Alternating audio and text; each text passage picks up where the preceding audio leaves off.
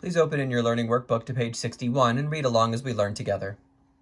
In our previous problem, we were provided with the functions for cost and revenue.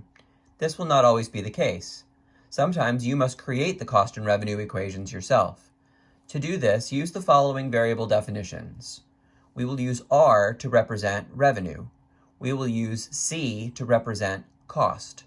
We will use X to represent the quantity produced and sold. We will use P to represent price. And we remember two equations that will help us. The first is that revenue equals quantity sold times price. R equals X times P. If you go into a convenience store and you buy 4 bags of potato chips at $3 each, 4 times 3 is 12. That's the revenue that the clerk will collect when you leave the store. And costs come in two categories: variable unit costs and fixed costs. So, putting that together, costs equal variable unit costs times quantity plus fixed costs. Or, said another way, C equals variable unit costs times X plus fixed costs. This last equation deserves a little bit of explanation. What are the differences between variable unit costs and fixed costs? Well, imagine you are running a business. Let's say you are selling bicycles.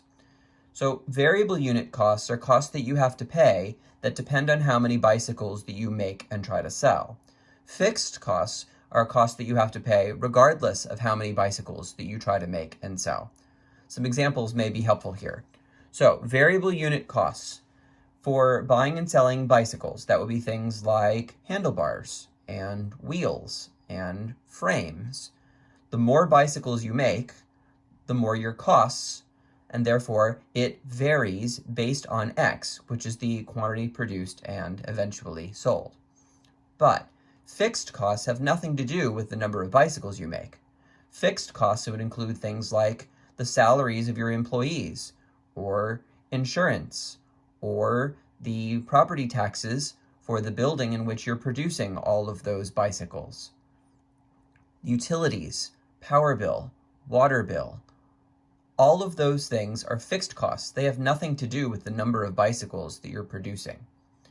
Generally speaking, all business costs can be found to fit into one of those two categories, either variable unit costs or fixed unit costs. In our next example, we'll solve a problem involving this last equation.